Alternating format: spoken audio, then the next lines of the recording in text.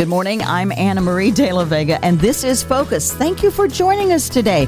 Our guest today is Mariela Moscoso. She's the Executive Director of Youth Empowerment through Arts and Humanities. It's called Yeah. And yeah, we're so glad to have you back. Thank you so much for having me. First of all, we want to kind of set the stage for this. Our communities are often very divided. One community's over there, one community's over here, or even within communities, people are isolated. They're separated and maybe don't know each other as well as they could to make a bigger, better, stronger community. So Mariela has a mission of making communities better by making communities now involving kids. Is that correct? Absolutely. Through the magic of creating music and the process of that. How does that work? How do you empower youth through music? So through the creative process of coming up with not only words, but harmonies and melodies, you have to look deep into yourself and your surroundings. And youth oftentimes don't have that opportunity to reflect and to voice, who they are and what they're about and what their interests are. And in this world, as you said, that, is suffering from a lack of unity, having an engagement with other kids through creating a collaborative song, for example, is just an incredible and impactful way of them experiencing that which they innately need. Mm-hmm. They get a taste of somebody else's favorite kind of music or the kind of music that comes from someone else's heart that they may never have gotten a taste of until way later in life. And they're like, I only like this kind of music. But now as kids, they're exposed to it all. Absolutely. And lo and behold, maybe they have some similarities in their interest. Maybe they have a better understanding of what they like because they understand it by someone else's likes or dislikes. Yes. It is often like that in life. It is, Somebody's absolutely. raving about something and you're like, well, let me pay attention to that and check it out. Absolutely. And there's a reason why your parent always had you have 3 bites. They wanted you to try it. They wanted you to expose yourself. And if you say no, then you don't know what you're missing out to. So again, exposing kids, giving them that opportunity where they have the choices, where they have the engagement to try things that they may not have had access to, that they may not have thought of. We're able to provide that. And that is the need. This is why we're doing it, because you might not have the chance, you might not have the resources. And as parents out there, as a parent myself, I want to better empower my child. I want them to be more creative. I want them to be better prepared. I want them to be a better human being so that they do succeed in the future, currently, and to empower my community. I also want to be happy and productive. And it really does depend on the youth, and giving them an opportunity to be who they are empowers all of us. And you said something about your kids before we went on the air. You said, I try and get the lessons in early before they get too tired at the end of the day. And so it's kind of like that with the kids in youth empowerment through arts and humanities, through is that you get this info to them early in their formative years as they're learning and growing, and then they take that with them for the rest of their lives. Absolutely. Not just because they're sponges, but because they're open. And the kids are curious, and it's their age of exploration and curiosity and willingness. And the more you create opportunities for that, that is who they will continue growing into. Oh, you have somebody who sees you, who hears you, is listening to you, and actually asking for your input into this project. Say this, add this, tell us what's in you. It's okay. You're safe here. I'm not going to judge you. I'm not going to attack you. And if I do, we'll work through it. We're going to be doing enough collaboration, enough exploration, enough creativity where you're going to see how you're going to need that and you're going to want that. And therefore, you're going to give that to someone else. I love that. So it's kind of teaching a whole lot of just social skills. Oh, absolutely. It goes beyond the creating music. Yes, we want kids to learn the music skills, but it goes beyond playing an instrument, using the instrument as an extension of yourself. It goes into building confidence. It goes into building listening skills. It goes into making and taking risks. It goes into practice and not having an immediate success. It goes into giving and taking, compromising, speaking out for yourself, advocating for what you want to say, discovering other ways of doing something instead of it being one way. Mm-hmm. And it also, most importantly, makes kids practice the fact that resources don't come from one place.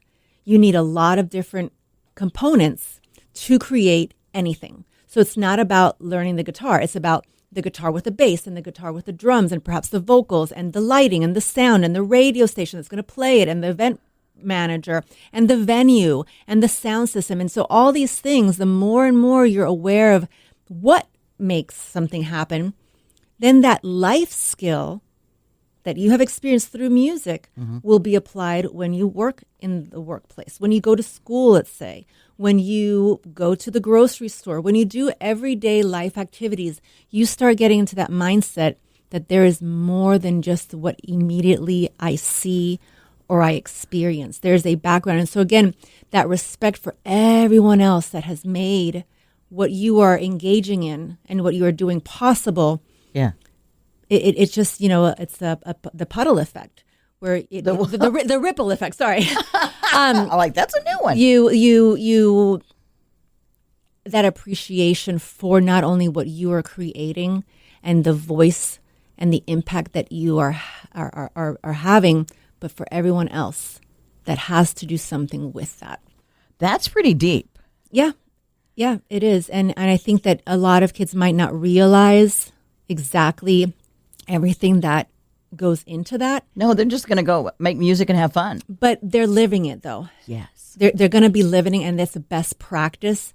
And that is the kind of best practice we need to generate in this community. It's that decency. It's that dignity for all. It's that consideration for the other to be happy, to be successful, to create productivity. And to not be afraid of the other or something that's different or someone who's different or brings a different idea to the table than you or says it in a different way than you do. Exactly. They're learning all of that as I'm just playing music and man, we did this today. It prevents you from having to feel that you are being attacked and that you have to defend yourself. And in what way? What would that mean? If you are not able to express yourself, you might lash out and be more offensive and more closed-minded. But if you are creating habits of communication, of collaboration, the way you approach certain people and certain things is more welcoming, is more productive, as I said before. They will hear things like, that's a great idea. Now, hold that thought and let's hear from so-and-so. They'll hear it done. They'll see it done, how to collaborate and how to lead a discussion, how to be involved in a discussion. Yeah, they have to, because they have the mutual goal or the mutual interest.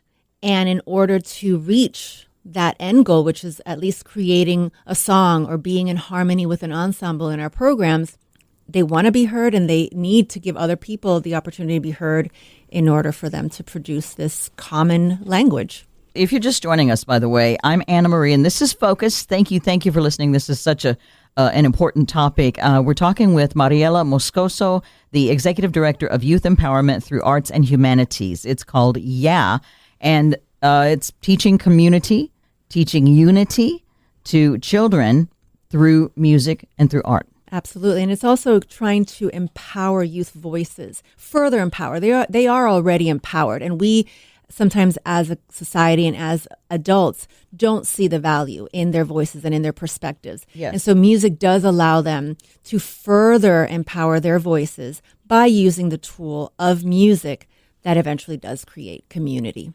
First of all, how are kids empowered through their voices at this point? Because I find that often it's still the kids are seen and not heard, or when a child says something, it's like if the parent or the adult doesn't agree, it's like, well, this is because I said it. The child can speak out sometimes, but in some environments, in some home situations, even some school situations, they can't speak out. They don't get to use their voice to say, this is what I think and this is what I feel.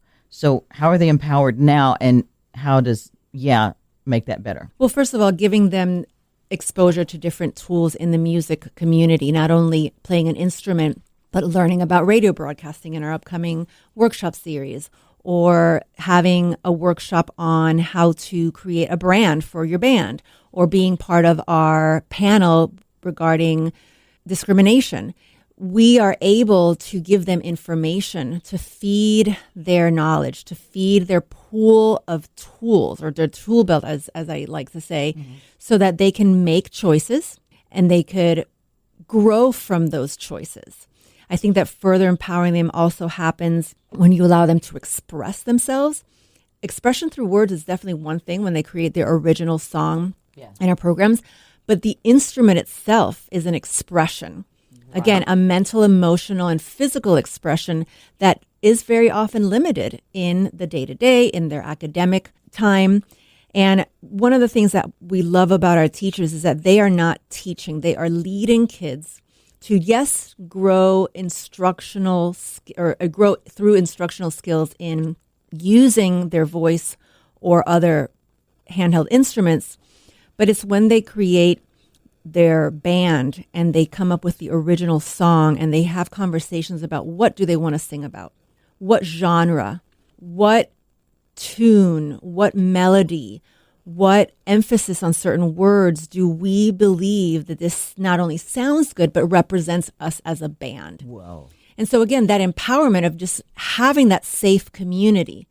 Yes, we have the end product that everybody sees, but it's in that process of creating that final song. That's where the true empowerment comes. And yes, when we see the showcase and we're listening to their words, we can't help but wonder, how do they get there?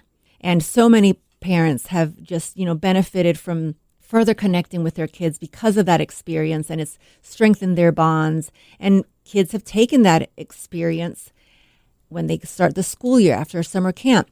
We had a student who went to sing at their church in Michigan. That confidence, that feeling of value led them to do that. Someone else decided that they wanted to play the clarinet in their school band.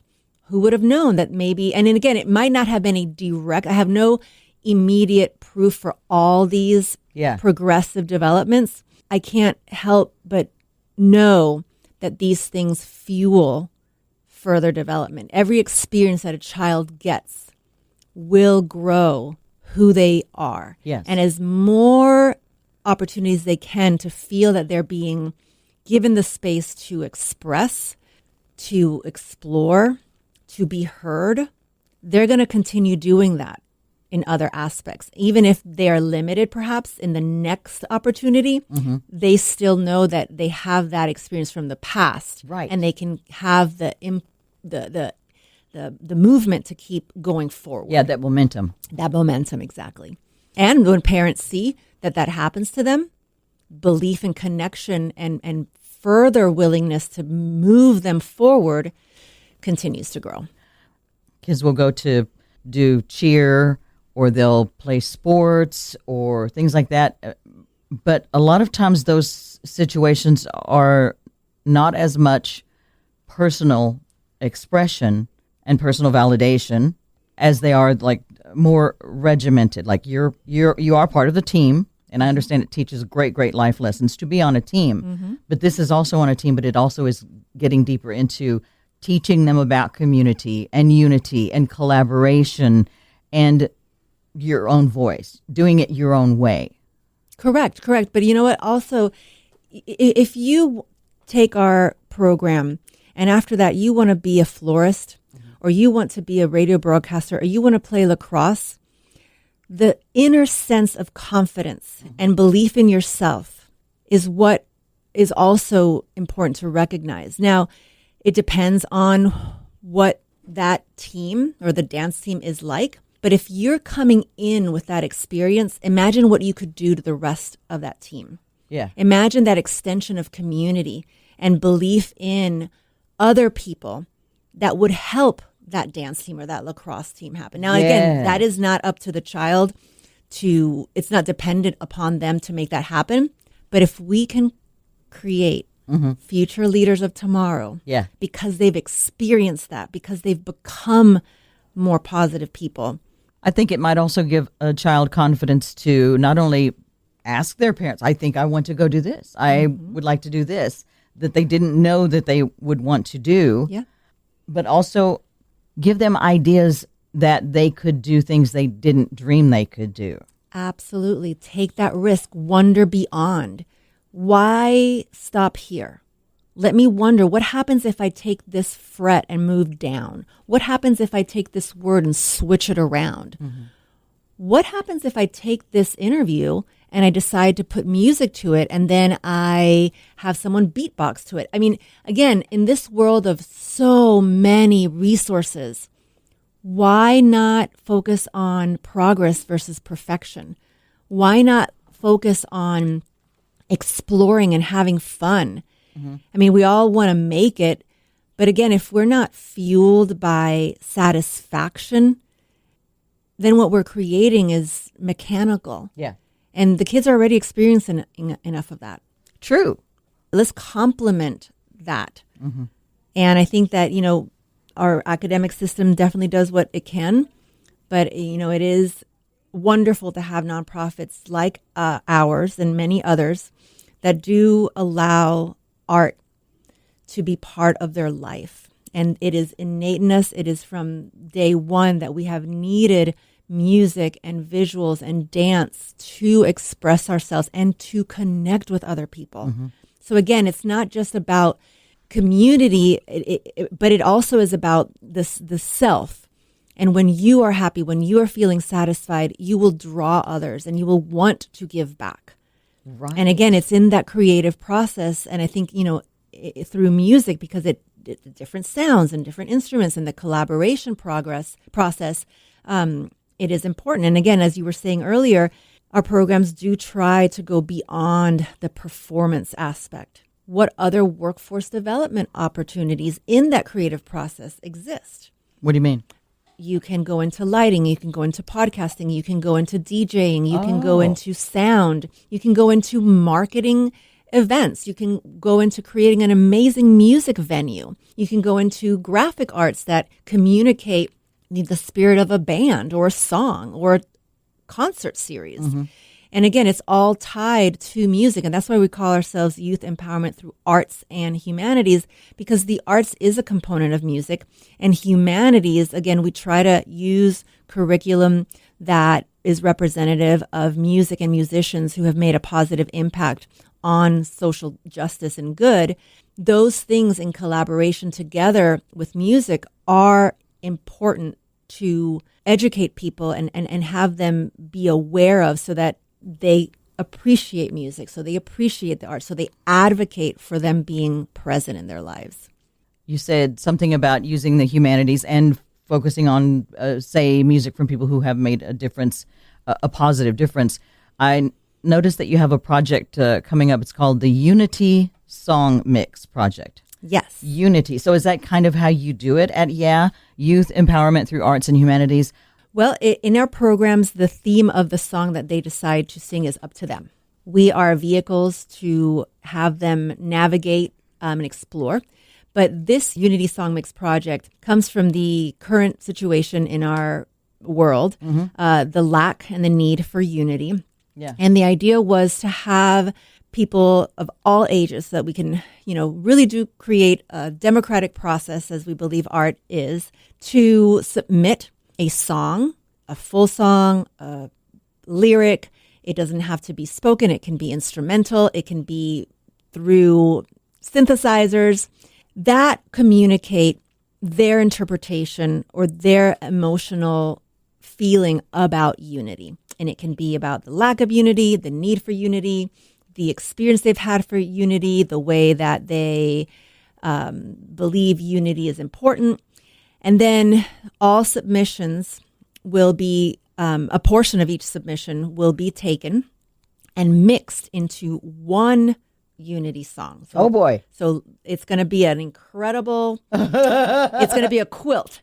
And this is going to be done by an incredible engineer and artist called Linda Heck. Mm-hmm. And submissions are due November 22nd. And by December 31st, we hope to have just one unified song that represents the different values that people have and the different needs and the different interpretations of unity into one song. Mm-hmm. And so for a little anthem to ring in the new year. So a little bit like We Are the World, fueled by and supported by Yeah, and kids. Absolutely. And again, bringing in words, different beats, hopefully different languages, hopefully different sounds. And just, again, symbolically, it is hard to be unified. Yeah. So imagine all these components that we need, all these beliefs and unities that we have, and how do we put them together? And it takes work. And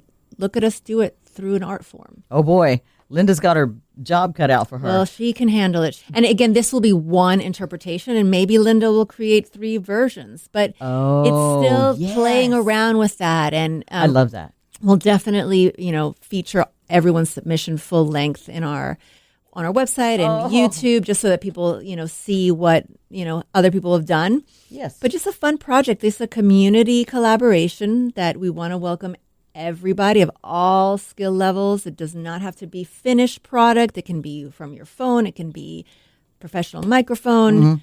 And just submit it through our form on our website. Yeah. Just have fun with it. Is there a fee to enter? Not at all. This is just a community event where we're welcoming anyone to just submit what they've got and hopefully contribute to our mission. That is fantastic. These days, kids are so much more savvy about YouTube and about videos that you should be able to get some really cool entries. Absolutely. Because every kid, of a certain age and above probably has a phone and knows how to use it and has done millions of videos. Kids will make videos of themselves jumping on the bed in the room. So this is something that that probably everybody can have an opportunity to do. Yeah, and it's accessible. Yeah. And there's no restriction. And what we want to hear is their individual interpretation, their perspective on it. And it is going to be beautiful. I think a lot of times kids don't have something, if they're not, well, you're the talented, gifted ballerina, or you're the talented, gifted vocalist, or whatever. I think a lot of times if kids don't have a bright, shining thing about them, an extreme talent or extreme skill, they don't have as much confidence to possibly step forward and become their best, no matter what that is. And so I feel like having a finished project, like I did that. Yeah. I was part of that. And you can see it. Here's the link to it. Exactly. You just said something really important. Look, I'm a part of something. The power in being part of something.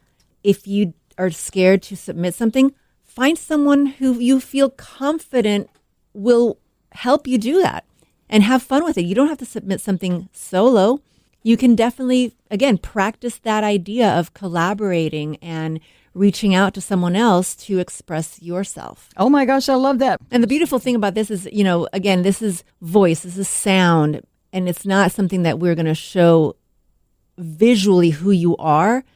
But again, it's that emotion, that expression, that if we can just focus on that instead of like what you look like, that judgment is avoided. So also you're saying my sister and I cannot put our choreography in there. Well, you know what? Maybe that's next year, but this is our very first one, and you never know. Again, we are arts and humanities, and we are always seeking opportunities to partner with other organizations and celebrate how music dodoes impact the dancing and all these other things in our lives. True. You make me think of poetry slams. Yes. I've gone to some, I went as a judge one year, and you see the kids get up there and they say their piece, they recite it, and we're in the audience going like, oh, I never dreamed that would be inside that person. And just goosebumps or tears or, and that kid got to leave the stage knowing I was just heard. Yep. And I not only was heard, but it was accepted and applauded. I was given the chance. I was believed in. I was given the opportunity to develop that. Yes. The skills, the tools to develop. Space, the time. Yes. Someone believed in me. Mm-hmm. We also have the Gig Explorer series. Yes, the Gig Explorer series. Now, what is that? So Gig Explorers is a new workshop series that we are introducing at that offers kids opportunities to engage in other aspects beyond being on stage performing with an instrument. Because they're not all going to choose that for their career. And maybe you like to play something and you want to do another business related aspect of the music world. So, for example, gig, meaning the performance aspect of music, but exploring the other things that go into the music world, like podcasting, radio broadcasting, DJing, maybe setting up a stage, maybe creating the lighting, the wardrobe, the graphic design to concert poster, managing an artist. And these things have all these other skills, the multiple intelligences that math and science have to some degree, of course, but that perhaps kids are not aware is perhaps as crucial as performing on stage. Some people might enjoy music, but aren't the personality that they might feel comfortable being on stage. They might want to be the behind the scenes person. Absolutely. You know what? Every concert needs a team of 200 people? Yeah. At least. I mean, of course, big bands, but the community aspect of knowing that all this comes into play. And again, the idea of areas that are in the arts so that the value of the arts can continue to grow, so that the opportunities are not limited to just becoming a star. There are other opportunities. And again, it's a life skill practice of there are opportunities in everything if you go a little bit further. So again, giving kids a glimpse into other aspects of music, and hopefully we'll be developing the topic in ways that we perhaps are not very aware of. And if you know of more ways to be part of that, you might be choosing that as a hobby, as a career, as a way to build fun.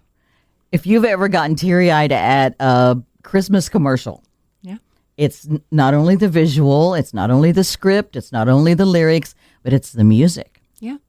And it's all the team that put that together. Absolutely. I love that you're bringing all of that, all of those possibilities into the lives of kids. Exactly. And again, it hopefully is in an environment where we work in collaboration over competition. This is not about being the best. This is not about one aspect of the music world taking precedent over the other, but it's about appreciating it equally so that it can be seen by others, so that it can reach others. And these others are from different communities. Yeah. So we're sharing the same enjoyment without seeing who it's reaching, True. And again, that unifying factor of, behind the scenes and after. I like the fact that is a program for all kids, both genders, all kids, different communities, wherever they live in this area, to get together and get to know each other. And I also like the fact that it's not, like you said, the first mix project will be just audio. Yes. And one of the things that, again, I absolutely love about is that we are trying to make these programs accessible to kids who may not be able to access it at school, or because a private music lesson or a camp is beyond their means. Yep. Being in Music City, there has to be a little bit more of an effort to provide these opportunities, and so that we can live up to, what we're known for. Yay. And we can support that by... Well, please visit our website. We always need financial support so that we can continue paying our teachers a fair wage, so that we can meet our operating needs, and most importantly, so that we can fund our scholarship program that offers kids the opportunity to come to our camps, hopefully this summer in June. Okay. How much does it cost to sponsor a kid, basically, for summer camp? So one registration is $450, and that definitely covers not only the venues that continue to be very expensive in the city, but our teaching team and the instrument maintenance and our storage unit and the amount of staff that goes into it. Yeah. But again, the majority of our kids do have full to partial scholarships. So those who can afford that $450 helps us with those resources. But again, our scholarship fund is definitely one of the driving forces in our summer camp program. And we have other opportunities throughout the year, our Gig Explorer and the showcases that we do after every program. And yes, please reach out to director@yeahrocks.org if you want more information. And that's YEAH, Youth Empowerment Through Arts and Humanities, yeahrocks.org. Yes. Mariela Moscoso, the Executive Director of Youth Empowerment Through Arts and Humanities. Yeah. Thank you for joining us. Thank you so very much. Thank you for listening. Please make sure you join us again next week. I'm Anna Marie, and that's Focus.